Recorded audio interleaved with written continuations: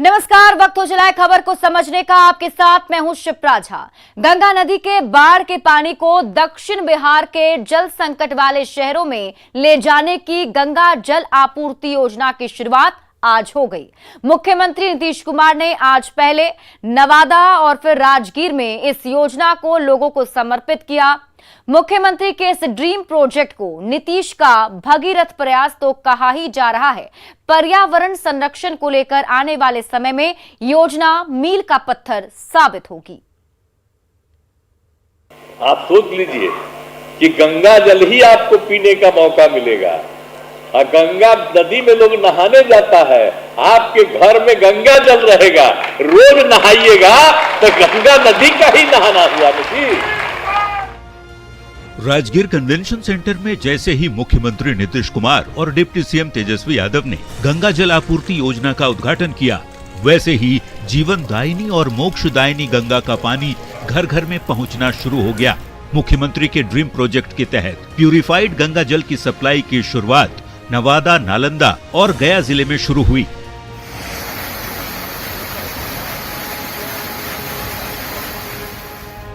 नीतीश कुमार का ये भगीरथी प्रयास जमीन पर उतर चुका है। ठीक उसी तरह जब कभी राजा भगीरथ ने गंगा को स्वर्ग से धरती पर उतारा था और इसे 3 साल के अंदर तय समय सीमा में साकार कर दिखाया है बिहार सरकार के जल संसाधन मंत्री संजय झा ने। 2020 में यह काम शुरू हुआ, कोविड का टाइम था, डिफिकल्ट टाइम था, तब भी बिहार सरकार ने, जल संसाधन विभाग ने 3 साल से कम टाइम में, नवंबर में हम लोग उसका उद्घाटन कर रहे हैं और दिसंबर 2019 में ये कैबिनेट से पास हुआ था। फिर टेंडर का प्रोसेस और अन्य जो काम होता है, 3 साल से कम टाइम में इस प्रोजेक्ट को पूरा किया है। देश की सबसे लंबी नदी गंगा करोड़ों लोगों की आस्था का केंद्र है, लेकिन बाढ़ के समय में गंगा रौद्र रूप धारण कर कई शहरों को डुबोती भी है। लेकिन अब बिहार में हर घर गंगा जल पहुंचना शुरू हो गया है। गंगा के बाढ़ के पानी को पीने के पानी के साथ ही अन्य उपयोग के लिए भी इस्तेमाल में लाया जा सकेगा। परिवार में एक व्यक्ति, जितना भी व्यक्ति है, हर व्यक्ति को मिला करके उनको 135 लीटर प्रतिदिन उनको मिलेगा। सोच लीजिए कितना पानी मिलेगा। तो खाली पानी पीजिएगा नहीं, अपने घर में सारा काम उससे कर सकिएगा, खाना भी बनेगा, पानी भी पीजिएगा, सफाई भी करिएगा, कपड़ा भी साफ करिएगा, नहाइएगा, सब कुछ काम कर लीजिएगा। कोई भी काम जितना पानी की जरूरत किसी भी घर में होती है, उतनी भी आपूर्ति आप सब लोगों को यहाँ पर मिल जाएगी। गंगा जल आपूर्ति योजना देश की ऐसी पहली योजना है जिसके जरिए बाढ़ के पानी को वैसी जगहों तक पहुंचाया जा रहा है जहां वाटर लेवल नीचे होता है। आने वाले समय में जरूरत के अनुसार दूसरे शहरों में भी गंगा का जल पहुंचाया जा सकेगा। इस योजना का अनोखापन, इंजीनियरिंग और इसकी उपयोगिता इसे भगीरथी प्रयास साबित करती है। मुख्यमंत्री का ये ड्रीम प्रोजेक्ट पर्यावरण संरक्षण की दिशा में मील का पत्थर साबित होगा। न्यूज 18 के लिए नवादा से अनिल विशाल और नालंदा से अभिषेक कुमार के साथ विनीता मिश्रा की रिपोर्ट। गंगा जल आपूर्ति योजना के लोकार्पण के साथ ही राजगीर के हर घर में गंगा जल मिलना शुरू हो गया है। घर घर गंगा जल पहुंचने से राजगीर के लोग काफी खुश हैं। लोगों का कहना है कि उन्होंने सपने में भी नहीं सोचा था कि घर तक गंगा का पानी पहुंचेगा, लेकिन अब घर घर तक गंगा जल पहुंच रहा है। मुख्यमंत्री नीतीश कुमार आज जैसे ही ऐतिहासिक स्थल राजगीर में गंगा जल का लोकार्पण किए हैं, वैसा ही आज जो है यहाँ के लोगों में खुशी देखने को मिल रही है। आप देख सकते हैं किस तरह से लोग खुशी का इजहार कर रहे हैं, खास करके मुस्कुराहट चेहरे पर है, क्योंकि इनकी जो है एक कभी सपना ये नहीं था कि यहाँ गंगा जल पहुँचेगा, लेकिन जिस तरह से जो है यहाँ गंगा जल पहुँची है और खास करके जैसे ही कन्वेंशन सेंटर से बटन दबाकर लोकार्पण किया है, आप देख सकते हैं किस तरह से जो है गंगा जल का जो है पानी यहाँ पर गिरना शुरू हो गया है। देख सकते हैं पूरी तरह से जो है नल से गंगा जल का पानी जो है गिर रही है। तो एक तरह से कहा जाए तो राजगीर वासियों के लिए आज का दिन काफ़ी ऐतिहासिक रहा है और यहाँ पर जो है गंगा जल जो है पहुँच गया है। तो यहाँ पर कुछ लोग हैं, उनसे भी जानते हैं कि यहाँ पर कितनी खुशी है। ये बताइए कि आज कितनी खुशी मिल रही है कि आज गंगा जल पानी यहाँ राजगीर पहुँचे है? ठीक है, बहुत खुशी की बात है कि गंगा जल राजगीर में पहुँच गया है। क्या लगा, कभी सपना में था? जी नहीं, ऐसा तो उद्देश्य नहीं था। क्या नाम? मेरा नाम शुभ मुरारी कुमार हुआ। यहाँ पर आ रहे हैं, ये बताइए कितनी खुशी आज मिल रही है कि गंगा जल यहाँ पर पहुँच। ये बहुत बड़ा सौभाग्य है हमारे राजगीर का कि आज गंगा जल हमारे बीच है। ये माननीय नीतीश कुमार जी का देन है और अभी तुरंत बटन दबाकर इसका उद्घाटन किए हैं और हम लोग में काफ़ी खुशी है कि आज हमारे राजगीर में गंगा जल का आज आना हुआ है और हम लोग गंगा जल को सेवन करेंगे और नीतीश जी का हम लोग धन्यवाद करेंगे। क्या नाम है आपका? मेरा नाम संजय सिंह है। क्या लग रहा है, कितना खुशी आज मिल रही है आज, खास करके आपको चेहरे पर खुशी देखने को खुशी तो बहुत है। गंगा जल का पानी आ गया, बटन दबाने के बाद पानी चालू हो गया है। इसके लिए जनता को पानी मिलेगा, सबको पीने के लिए स्वच्छ पानी और फिल्टर वाला पानी जो है उसे स्वच्छ प्रभाव सबका प्रभाव अच्छी पड़ेगा। इसके लिए बहुत खुशी की बात है। किनको धन्यवाद देना चाहते हैं? नीतीश कुमार को, नीतीश कुमार मुख्यमंत्री जी यहाँ। क्या लग रहा है, कितना खुशी लग रहा है? बहुत खुशी लग रहा है, बहुत खुशी लग रहा है। क्या लग रहा था, कभी सपना में था नहीं तो सपना में नहीं था, लेकिन बहुत खुशी लग रहा है क्योंकि उत्तरी बिहार से सीधे दक्षिणी बिहार में गंगा जल लाना। हाँ, बहुत अच्छा सुहागी बात है, बहुत अच्छा। किनको बधाई देना चाहते हैं? नीतीश कुमार को बधाई देना चाहते हैं। बधाई देना। क्यों? खुश है हम लोग का पानी मिल रहा है, गंगा जल, इसलिए। अब क्या लग रहा है कि पहले गंगा जल लाने जा रहे थे वहाँ से, अब गंगा जल तो घर के पास पहुँच। हाँ, पहले बाढ़ से लाने जाना पड़ता था, अब घर में आ जाए। काफ़ी खुशी मिल रही है। हाँ, काफ़ी खुशी है। तो देख सकते हैं किस तरह से जो है यहाँ के लोगों में काफ़ी खुशी का माहौल देखा जा रहा है। खास करके उन्होंने साहब कहा कि पहले बाढ़ और फतुहा जाते थे गंगा जल लाने, पटना जाते थे लाने के लिए, लेकिन अब है कि मेरे घर के में आज गंगा जल पहुँचा है, तो काफ़ी खुशी की बात है और मुख्यमंत्री नीतीश कुमार को बधाई दे रहे हैं। नंदा से न्यूज़ 18 के अभिषेक कुमार। और अब आप खबर तो समझिए, आने वाले समय में हर घर गंगा जल आपूर्ति योजना गेम चेंजर साबित होगा। पवित्र गंगा नदी का जल अब सूखाग्रस्त जिलों तक पहुंचेगा। बिहार के कई जिले गंगा नदी की त्रासदी बाढ़ के तौर पर झेलते हैं। गया में पानी स्टोर करने से तबाही अब कम होगी। स्टोर किए गए गंगा जल से लोगों की प्यास बुझेगी। अब आप ये भी समझिए कि इस योजना से 15 लाख घरों को पीने के लिए गंगा का पानी मिलेगा और हर रोज की बात की जाए तो 1.89 करोड़ लीटर जल लोगों के घरों तक पहुंचेगा। हर व्यक्ति को हर दिन 135 लीटर गंगा जल मिलेगा। राजगीर, गया, बोधगया, नवादा के लोगों को गंगा जल मिलेगा। 2051 की जरूरतों को ध्यान में रखकर योजना तैयार की गई है। गंगा से जुड़ी आस्था को भी अब आप समझ लीजिए। देश की सबसे लंबी नदी गंगा लोगों की आस्था का केंद्र है, लेकिन बाढ़ के समय गंगा रौद्र रूप धारण कर लेती है और कई इलाकों को डुबो भी देती है। सीएम नीतीश कुमार के ड्रीम प्रोजेक्ट के तहत गंगा से कोसों दूर भी पहुंचेगा और गंगा जल जो है उसको स्वच्छ और शुद्ध कर लोगों के घरों तक पहुंचाया जाएगा। जलाशय के साथ ही टूरिस्ट के लिए यहां पर एक सेल्फी पॉइंट भी बनाया गया है, जहां जाकर लोग सेल्फी भी ले सकते हैं। बढ़ते हैं आगे।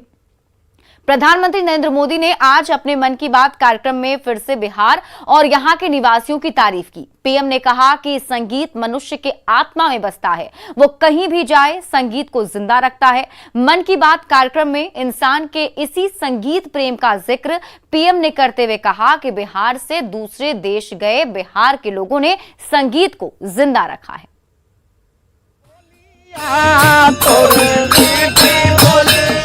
रविवार को प्रधानमंत्री नरेंद्र मोदी ने 95वें बार अपने मन की बात की।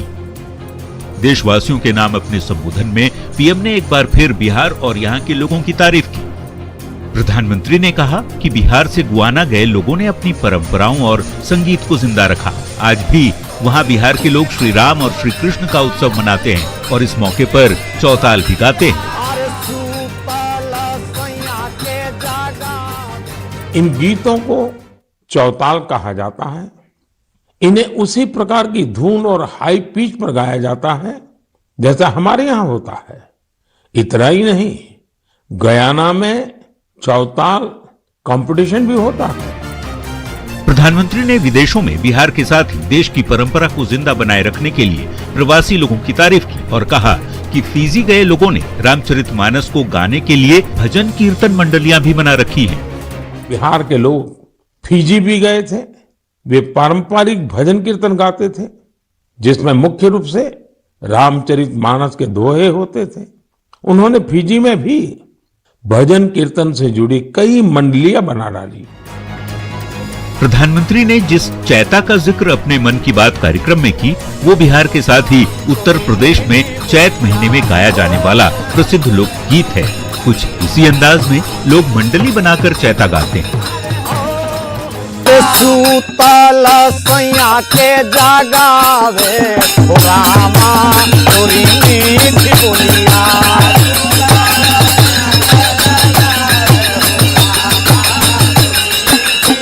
खोतावा उजारे कोयली खोतावा उजारे, खोतावा उजारे कोयली खोतावा उजारे, जरी से कटाए भाना भगिया हो रामा तोरी मीठी बोलिया।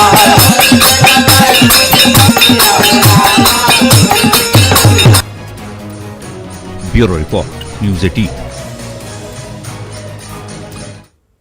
और अब आप खबर तो समझिए। प्रधानमंत्री नरेंद्र मोदी का ये 55वां मन की बात कार्यक्रम था और अपने संबोधन में पीएम ने संगीत की बात कही। बिहार के लोकगीत चैता का भी उन्होंने जिक्र किया। पीएम मोदी ने गुयाना, फिजी गए बिहार के लोगों का जिक्र करते हुए उनकी तारीफ की। उन्होंने कहा कि विदेशों में भी प्रवासियों ने देश के संगीत को जिंदा रखा है और ये समझने वाली बात ये भी है कि विदेशों में बिहार से गए लोग अपने प्रदेश की संस्कृति को सहेजते हैं। होली हो या महापर्व छठ, प्रवासी बिहार के लोग धूमधाम से इसे मनाते हैं। विदेशों में दीपावली और छठ पर्व की तस्वीरें हर साल देखने को मिलती है। लोक संगीत की बात कहकर पीएम ने बिहार के लोगों की तारीफ की। बिहार के लोग संस्कृति के बड़े वाहक हैं, रक्षक हैं, ये जताने की कोशिश भी पीएम मोदी ने की है और उनकी तारीफ की है। बढ़ते आगे, जमशेदपुर की टाटा स्टील की चिमनी को सफलतापूर्वक ध्वस्त कर दिया गया। 27 साल पुरानी चिमनी को ध्वस्त होने में महज 11 सेकंड का वक्त लगा।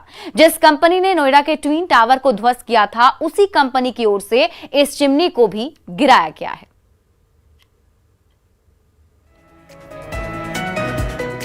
लौह नगरी जमशेदपुर, जिसकी पहचान टाटा ग्रुप की कंपनी से होती है, उसी टाटा स्टील के कोक प्लांट की 27 साल पुरानी और 110 मीटर ऊंची चिमनी को रविवार को ध्वस्त कर दिया गया। चिमनी को ध्वस्त होने में महज 11 सेकंड का वक्त लगा।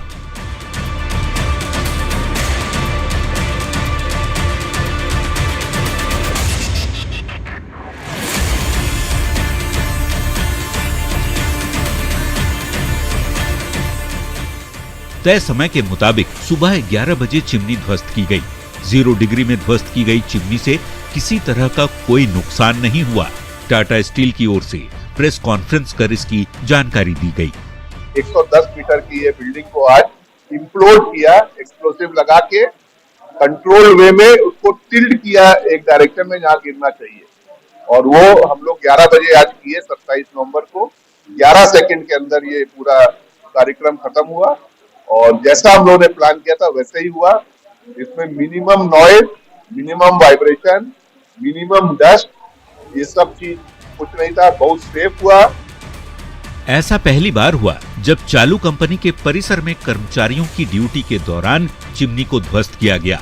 टाटा स्टील के कोक प्लांट के बैटरी 5 स्थित इस पुरानी 110 मीटर ऊंची चिमनी को ध्वस्त करने का ठेका एडिफाइस इंजीनियरिंग कंपनी को दिया गया था। ये वही कंपनी है जिसने हाल ही में नोएडा के ट्विन टावर को ध्वस्त किया था। न्यूज़ 18 के लिए जमशेदपुर से कुमार प्रभंजन की रिपोर्ट। और अब आप खबर तो समझिए। टाटा स्टील परिसर में 27 साल पहले 110 मीटर ऊंची मीनार बनाई गई थी। अब इसकी जगह आधुनिक चिमनी तैयार की गई है, इसलिए पुरानी चिमनी को गिरा दिया गया।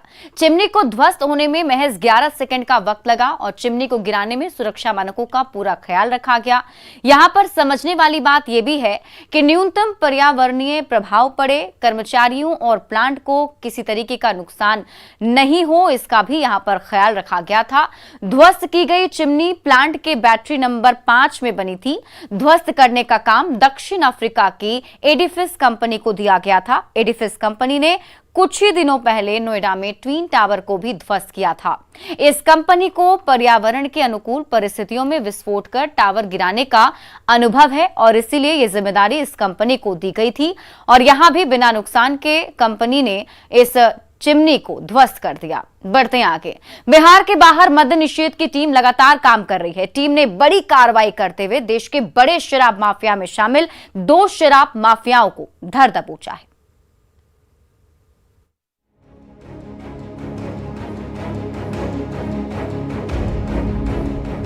शराबबंदी को कामयाब बनाने को लेकर प्रशासन और मद्य निषेध की टीम बिहार के बाहर भी लगातार अभियान चला रही है। मद्य निषेध इकाई की टीम ने एक बार फिर बड़ी कार्रवाई करते हुए बिहार के बाहर से 2 बड़े शराब माफिया को धर दबोचा है।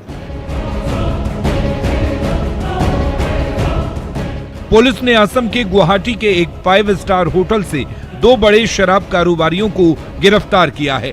तो मद्य निषेध विभाग ने एक बड़ी कार्रवाई है और पुलिस टीम ने 2 बड़े शराब माफियाओं को गिरफ्तार किया है और बताया जा रहा है कि ये दोनों जो है असम से एक 5 स्टार होटल में थे और वहीं से इनकी गिरफ्तारी हुई है। एक बड़ी कामयाबी है मद्य निषेध विभाग की। और बताया जा रहा है, ये भी रहा है कि भारत में पूरे देश में जो बड़े शराब माफिया हैं उनमें जो बड़े नाम हैं उनमें से ये नाम दोनों के हैं और सुनील जो है एक नाम है इसमें। और निश्चित तौर पर एक अहम कामयाबी है, गुप्त सूचना के आधार पर ये कार्रवाई की गई है और जो जानकारी मिली है सुनील भारद्वाज और फुनसो दोरजी। सुनील भारद्वाज पढ़ा लिखा है और यह मूल रूप से बुलंदशहर का रहने वाला है। गिरफ्तार शराब कारोबारी सुनील भारद्वाज और फुनसो दोरजी करीमी की हिमाचल प्रदेश और अरुणाचल प्रदेश में शराब की कई फैक्ट्रियां हैं। इन पर बिहार में शराब की सप्लाई का आरोप है। बिहार के अलग अलग जिलों में इनके खिलाफ 22 केस दर्ज हैं। दोनों के नाम से शराब और डिस्टिलरी और बॉटलिंग प्लांट, साथ साथ बॉन्डेड स्टोर और होलसेल की दुकानें जो हैं ये उसके ओनर हैं। करीब 10-15 कंपनियों की ये लोग ओनर हैं। इनकी फैक्ट्रियां जो हैं वो हिमाचल प्रदेश में और अरुणाचल प्रदेश में स्थित हैं। इसी का ये लोग फ़ायदा उठाते हुए शराब का ना ही निर्माण तो करते ही हैं, साथ साथ डिस्ट्रीब्यूशन का भी नेटवर्क इनका है। इसलिए ये बुक्स अपना मेंटेन करते हुए सारा शराब जो है बिहार को इलीगल रूप से भेज रहे थे। यूपी के बुलंदशहर का रहने वाला सुनील भारद्वाज बीएसपी के टिकट पर चुनाव भी लड़ चुका है। वहीं अरुणाचल प्रदेश का रहने वाला फुनसो दोरजी लंदन में पढ़ाई कर चुका है और उसके पिता विधायक भी रह चुके हैं। पुलिस इन दोनों शराब कारोबारियों से पूछताछ कर इनसे जुड़े लिंक को खंगालने में जुटी है। न्यूज़ 18 के लिए पटना से संवाददाता संजय कुमार की रिपोर्ट। और अब आप खबर तो समझिए, बिहार में शराबबंदी कानून को सख्ती से लागू कराया जा रहा है। मुख्यमंत्री नीतीश कुमार लगातार पुलिस और प्रशासन से सख्ती बरतने की अपील कर रहे हैं। बिहार में शराब की खेप दूसरे राज्यों से लाए जाने का आरोप लगता है। माफिया बेखौफ होकर पुलिस प्रशासन को चुनौती दे रहे हैं। मद्य निषेध विभाग की ओर से लगातार सर्च ऑपरेशन चलाया जा रहा है और इसी कड़ी में ये 2 बड़े शराब माफियाओं को गिरफ्तार किया गया, जिनसे अब पूछताछ की जा रही है। बढ़ते आगे, झारखंड का सबसे बड़ा सरकारी अस्पताल रिम्स एक बार फिर से चर्चा में है। रिम्स में लगे लिफ्ट लोगों के लिए जानलेवा साबित हो रहे हैं। शनिवार को कुछ लोग लिफ्ट में फंस गए थे, जिनकी जान मुश्किल से बची। लोग बताते हैं कि किडनी की बीमारी से जूझ रहा एक बच्चा भी लिफ्ट में फंस गया था, जिसकी बाद में मौत हो गई। न्यूज़ 18 ने रिम्स में लिफ्ट का रियलिटी चेक किया।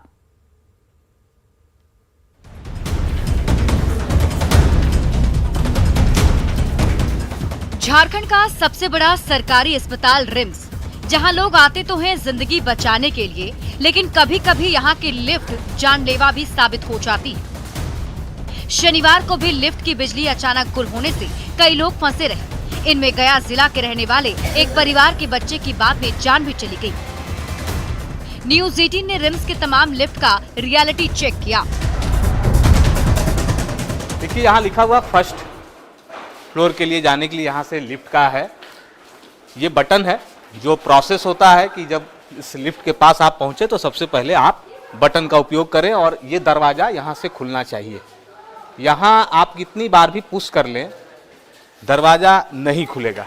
एक और ठीक बगल में लिफ्ट है, यहाँ भी देखिए लिखा हुआ है लेबर रूम, 4था तल्ला। मतलब यहाँ से जो वैसी महिलाएं जो यहाँ आएंगी, जो गर्भवती हैं, उनको अगर ऊपर जाना हो तो इस लिफ्ट का उपयोग करना है। तो आपने देखा न्यूज 18 की पड़ताल में दोनों में से दोनों लिफ्ट फेल हो गए, लेकिन ऐसा नहीं है कि ऐसा हाल सिर्फ इन्हीं 2 लिफ्ट का है। न्यूज 18 संवाददाता अविनाश ने कुछ और लिफ्ट की पड़ताल की। रिम्स में जब आप लिफ्ट की पड़ताल करेंगे तो किसी एक लिफ्ट की हम बात नहीं करेंगे, कई ऐसे लिफ्ट हैं जो काम नहीं कर रहे हैं। इससे पहले जो हमने आपको तस्वीरें दिखाई वहां भी लिफ्ट काम नहीं कर रहा था। अभी हम 2 लिफ्ट के पास खड़े हैं। मेरे ठीक पीछे अगर आप देखें ये ग्रिल वाली लिफ्ट है। यहाँ अगर आप बटन को पुश करें वही तस्वीर, न तो ये खुल सकता है, न ये बंद हो सकता है, न ये ऊपर जाने वाला है या न नीचे जाने वाला है। लिफ्ट इसी तरह फंसा पड़ा है, आधे पर है।